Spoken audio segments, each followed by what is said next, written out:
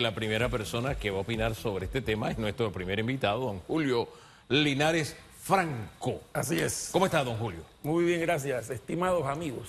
¿Qué opina usted de lo dicho por el canciller? Bueno, muy bien. Yo quiero traer a colación porque me llamó la atención ayer en la entrevista del canciller cuando la periodista Dorcas, en la última pregunta, le pide hablar sobre el concepto del salvoconducto. Y yo sentí que fue tal vez una pregunta bastante incómoda y paso a explicar. Y como me gusta ser objetivo, yo traje aquí las palabras textuales y breves que contestó el canciller para entonces tratar de dilucidarlas. Sobre el tema del salvoconducto, dijo el canciller ayer: seguiremos las convenciones del derecho internacional y Panamá ha respetado todo lo que se está hablando y conversando desde el día 1. Ahora bien, como nosotros no sabemos qué es lo que se ha estado hablando y conversando desde el día 1, y él habla de las convenciones internacionales, vamos a ver brevemente qué dicen las convenciones de asilo, la del 54 de Caracas y la del 28 de La Habana, que dicen así, muy brevemente: el gobierno del Estado territorial puede en cualquier momento exigir que el asilado sea retirado del país, para lo cual deberá otorgar un salvoconducto y las garantías que se prescriben. Y la del 28 de La Habana dice algo parecido: el gobierno del Estado territorial podrá exigir que el asilado sea puesto fuera del territorio nacional dentro del más breve plazo posible, y al agente diplomático del país que hubiere acordado el asilo podrá a su vez exigir las garantías necesarias para que el refugiado salga del país respetándose la inviolabilidad de su persona. Una vez nosotros leemos esto, la conclusión es muy sencilla. Cuando un asilado o una persona que busca asilo en una embajada, legación, consulado, se le otorga, quedan una de dos cosas de parte del Estado territorial: o das un salvoconducto o no lo das. Más de eso no hay, no se puede especular más allá. Si das el salvoconducto, si el Estado territorial da el salvoconducto, ¿por qué es? Porque considera, porque respeta la normativa internacional por la cual el Estado asilante es el que califica el delito. Y ya Nicaragua calificó a Martinelli como un perseguido político. Ahora bien, queda la otra posibilidad: el Estado territorial puede no otorgar el salvoconducto.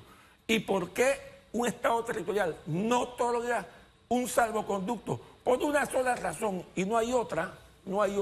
Y la única razón es que el Estado territorial considera que esa persona no es un perseguido político, es un delincuente común. Así que si el canciller sabe de derecho internacional, tenemos que interpretar que su respuesta va ligada ¿a qué?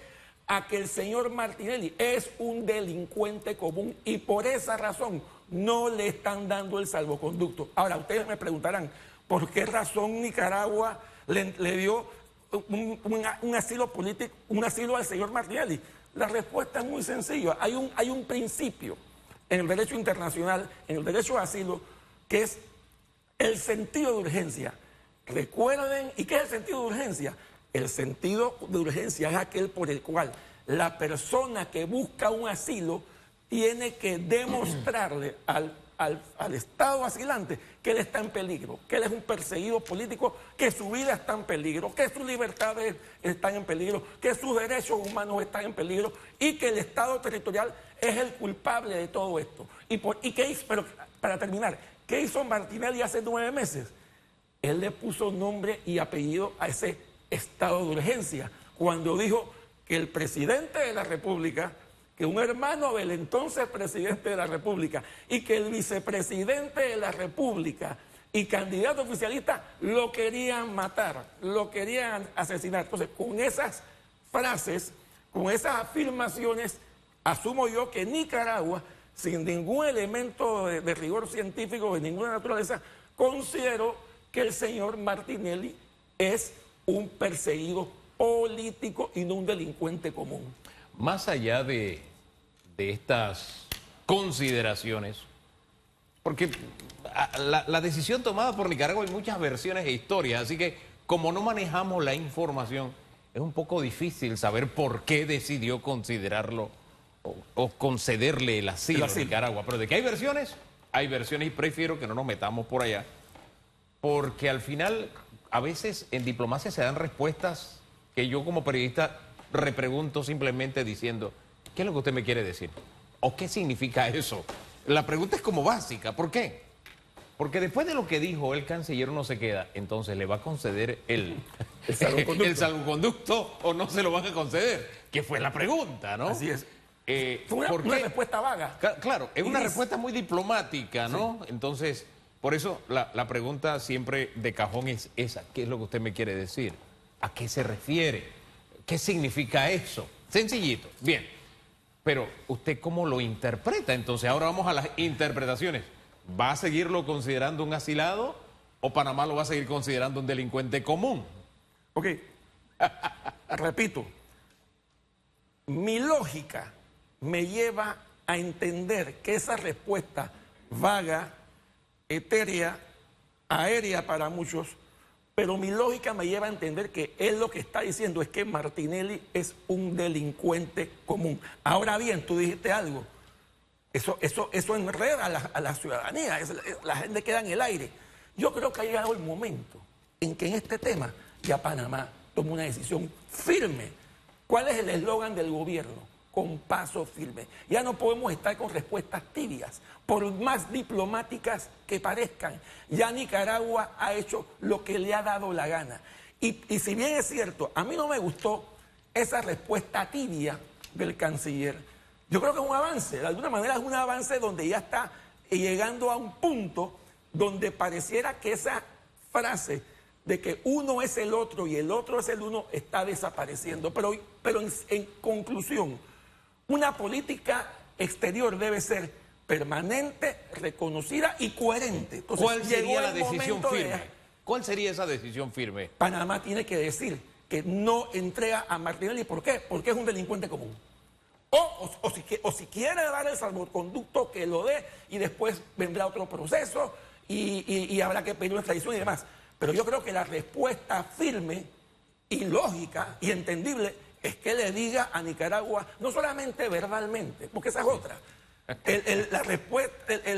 La frase fue verbal y en base en un momento que estaba siendo entrevistado. Ajá. No, tú tienes que partir por delante como dirigente. Tú tienes que decirle a Nicaragua, no solamente verbalmente, por escrito. Haz una nota verbal, aprovecha que ya le dijiste eso, ahora haz una nota verbal y dile, usted, el señor Martinelli, es un delincuente común y nosotros solicitamos que se entregue al país. Oiga, a la justicia. Y si antes de que el gobierno se manifieste con firmeza, se manifiesta la Corte y dice que este señor se le violaron sus derechos, su principio de especialidad. Bueno, ese es otro tema. y ahí estamos especulando. Si tú me preguntas a mí, lo poco o mucho que puedo saber jurídicamente del concepto del principio de especialidad, a mí la lógica me dice que eso ni siquiera debió ser admitido. Cuando ese principio de especialidad ha sido decidido, fallado varias veces y todavía esa garantía que supuestamente se le da a la persona que es extraditada para que no sea imputada, para que no sea condenada, para que no sea investigada. Ya los Estados Unidos dijeron que eso no existe y lo han dicho de diferentes maneras y creo que lo expliqué aquí hace 2 meses cuando hubo un canje de notas donde se estableció que era la Procuraduría y el Departamento de Estado quienes iban a ventilar el tema del principio de especialidad.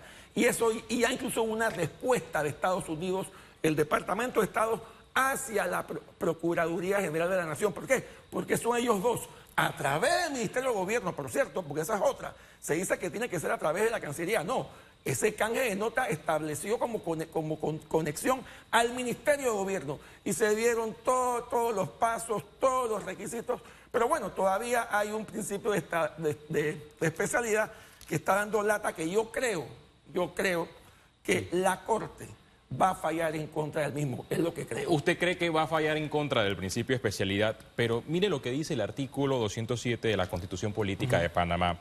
no se admitirán recursos de inconstitucionalidad ni amparo de garantías constitucionales contra los fallos de la Corte Suprema de Justicia o sus salas, y ya la Corte se ha pronunciado, hay una sentencia ejecutoriada, y se hizo bien o se hizo mal con la admisión del recurso. Bueno, más a nuestro favor, más a lo que nos estamos lo que estamos comentando, porque efectivamente tú no puedes utilizar un recurso de inconstitucionalidad como si fuera una instancia adicional, que es lo que está pasando ahora de manera bastante extraña. O sea, se está utilizando un recurso de inconstitucionalidad como una instancia no solamente adicional a un recurso de casación que la propia Corte no admitió en su momento. O sea, hay una serie de contradicciones jurídicas que enredan al ciudadano. Es más, enredan incluso a los que podemos saber algo del tema. Imagínense nosotros que no sabemos de derecho. Yo no me he encontrado a ningún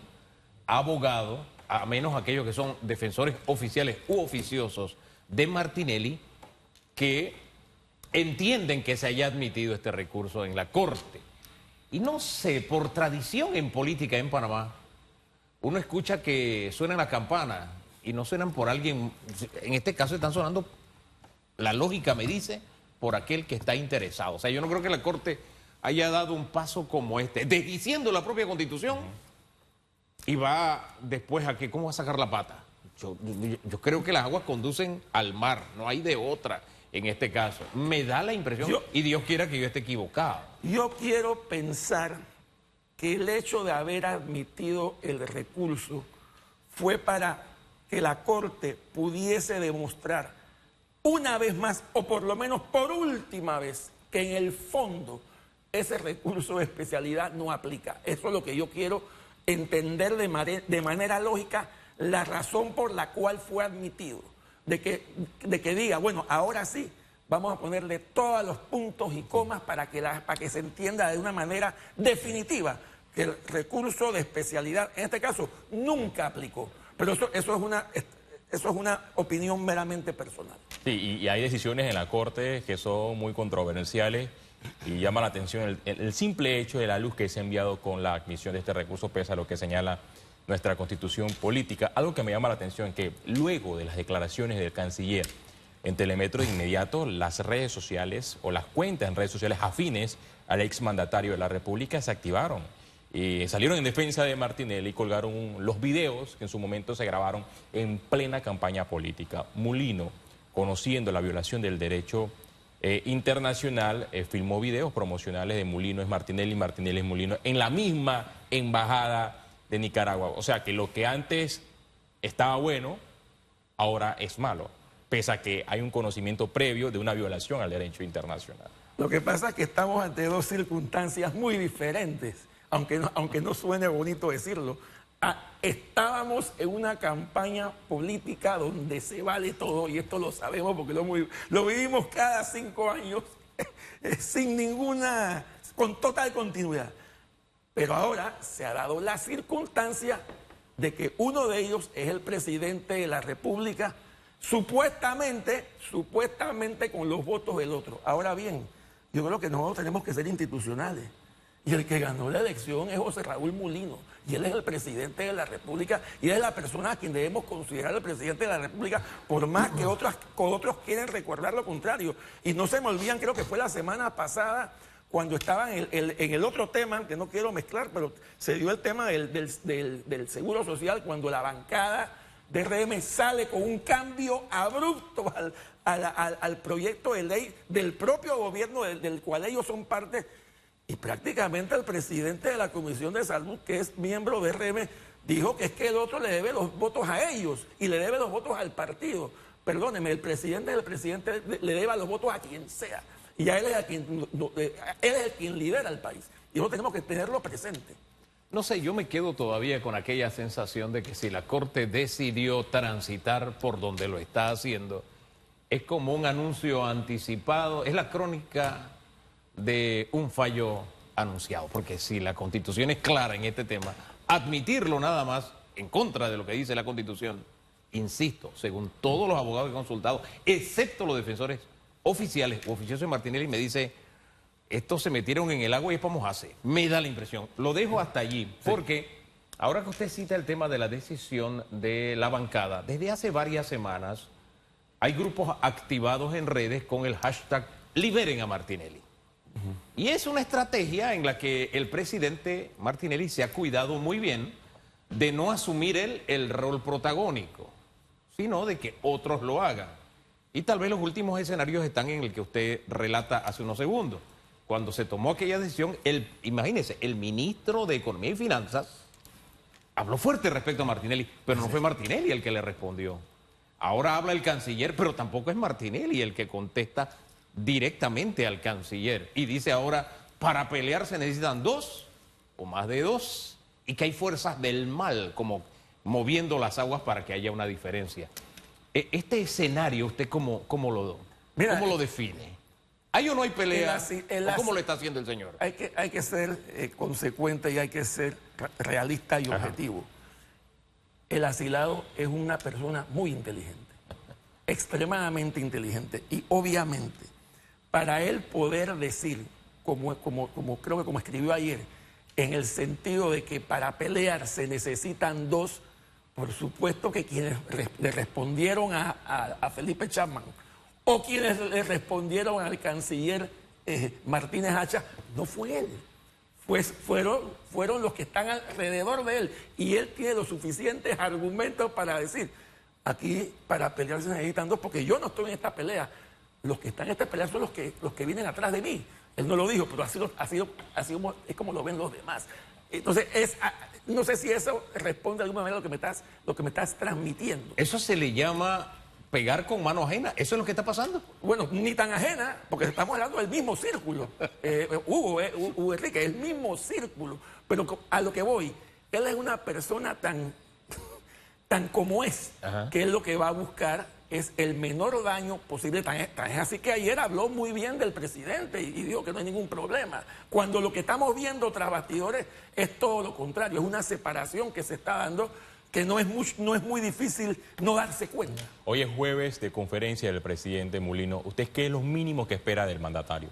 ¿Se debe pronunciar hoy sobre el tema del asilado? Yo creo que esa pregunta es prácticamente imposible de responder, porque eso le va a tocar al propio presidente de la República. Yo creo que él sí debe, por lo menos en el tema internacional de la embajada, y esto es una opinión personal mía, sin querer atribuirme un cargo que no tengo, pero yo creo que él ya toca el momento de decir lo que dije al principio. Señores, yo no estoy dando el salvoconducto. ¿Por qué?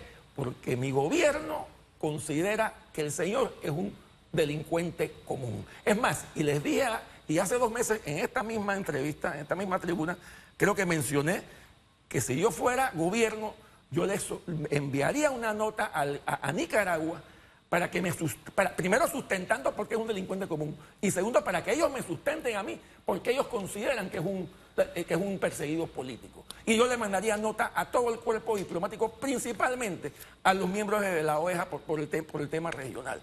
Pero yo creo que ya llegó la hora de ponerse el sombrero de verdad, de colocar el paso firme, de ejercer ese paso firme que tanto se pregona. Señor presidente, nosotros no vamos a dar el salvoconducto porque usted es un delincuente común. Ya. Y manda un mensaje. Ahora bien, si quiere dar el salvoconducto también, que lo dé, tiene la potestad y la facultad para hacerlo. Claro. Y no lo vamos a criticar, eso es una decisión de él, que cuidado hasta le conviene políticamente. Es mejor que el señor esté en Nicaragua, lejos de aquí y sin molestar. Pero tiene que decir algo, y tiene que ser algo con firmeza, con dirección, donde ya el pueblo panameño entienda que aquí, ¿quién es el que manda?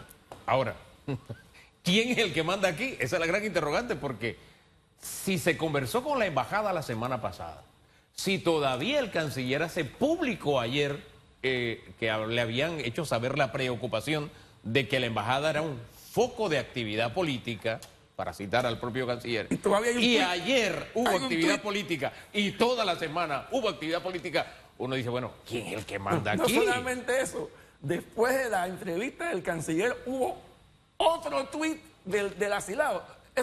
¿Cuál es el mensaje? Que no le importa nada de lo que diga nadie del gobierno. A propósito de tuit, el canciller dijo que uno puede tuitear aquí en Nicaragua, pero espérese, es que estos son tuits de actividad política. Esa es la ambivalencia de la entrevista también, porque por un lado sí, muy bonito, él dijo, después de 5 meses y medio, ya dijo que Nicaragua no debe hacer foros políticos hacia el asilado, pero cuando le preguntan el tema del tuit, él debió responder lo mismo. Él no puede estar tuiteando, pero entonces se salió como que el tuit es para todo el mundo. Entonces ahí hay una ambivalencia, ahí hay una debilidad del mensaje. Yo encontré un mensaje extremadamente débil. Y ahora de caminar con paso firme. Mire, ha habido momentos, aunque el señor presidente Martinelli no ha asumido frontalmente esta pelea, hay momentos en que sí ha habido un pico, ¿no? Sí. De diferencia. Acuérdense que el presidente le dijo, ese es tu problema, respondiéndole precisamente a un tuit del señor. Un tuit hace como 4 meses. Sí. Y si usted va a la cuenta de don Ricardo Martinelli, usted encontrará momentos en que en esa cuenta al presidente Mulino se le recuerda mucho cuando dijo sus palabras en el momento de la victoria, el día de la victoria, acompañado de una canción, que yo siento que al recordarle ese momento y al ponerle esta canción, le está diciendo cosas muy claras. Lo voy a poner para que usted me dé su opinión, que es lo importante en esta entrevista. Martinelli.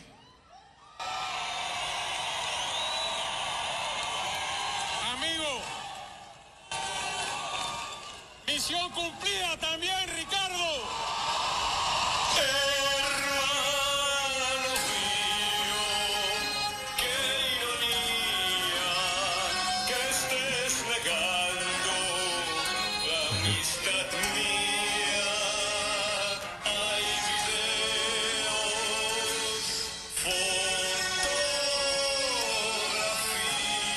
Hay videos, fotografías. Hay videos y fotografías.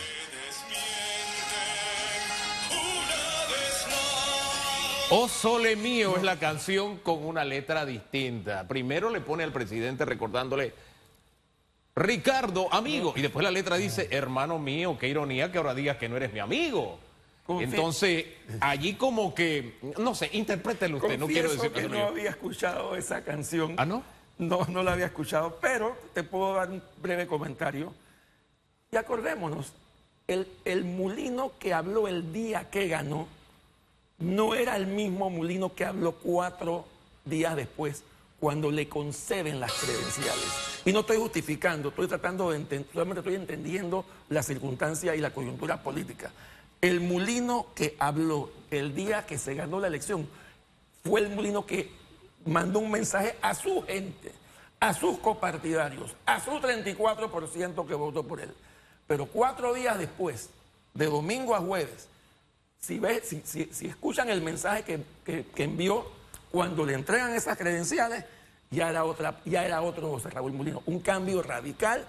¿Por qué? Porque ya era el presidente electo, ya era la persona que no le iba a hablar a su partido, sino que le iba a hablar al pueblo panameño. Es la manera como yo podría interpretar. Y obviamente ahora le están sacando el clavo de lo que sucedió antes de las elecciones, antes del mes de mayo. Pero es lo que te puedo interpretar. Sí. Este video fue colgado a raíz precisamente de uno de esos momentos en que políticamente uno recibe información de que están pasando cosas, pero no hay forma de corroborarlo y siento que el hecho de que se publiquen en esos momentos dice sí está ocurriendo algo, aunque tratamos de decir que la fiebre está en la sábana, pero realmente pareciera que está en el enfermo. A mí como panameño, y sé que no queda mucho tiempo, pero lo que me preocupa es que esta confrontación a mí disminuya la institucionalidad democrática. Ese es el problema, sobre todo en este momento donde estamos involucrados en las reformas al Seguro Social. Y sería muy triste que este tema de las reformas, esto que hizo la bancada mixta y RM, lo han hecho precisamente por un problema de confrontación interna entre ellos, incluyendo al país. Don Juan Diego Vázquez, que también habló y no recibió la respuesta directa tampoco de Martinelli, sino de defensores oficiosos, lo dejó muy claro, que aquí sí había una moneda de cambio por parte del partido RM y que se le había dado un ultimátum al presidente y el presidente que le tocará desmentir o no, Que si creo él que tiene no un lo- ultimátum. no lo ha hecho, creo que no lo ha No, hecho. él no lo ha hecho. No lo ha hecho. De si realmente le habían dado un ultimátum de libertad antes del 31 de diciembre. Así es. Porque sería grave entonces, como usted lo está Así diciendo. es. Esa es mi preocupación como panameño, como ciudadano, de que toda esta pelea vaya más allá de lo que es la institucionalidad democrática panameña. Lo cierto es que el señor Martinelli ha demostrado un músculo político importante con su facción, con su bancada, Indudablemente. realizando metas en la Asamblea Nacional que Indudablemente. controla las comisiones más importantes del órgano legislativo, controla el órgano legislativo en alianza con partidos opositores, con el PRD, Molirena, PP, entre otros. Y que no se le Sí. olvide que hay grupos sindicales que bailan a un ritmo También. muy particular, Alineado a Martinelli. un ritmo Pe- muy nicaragüense.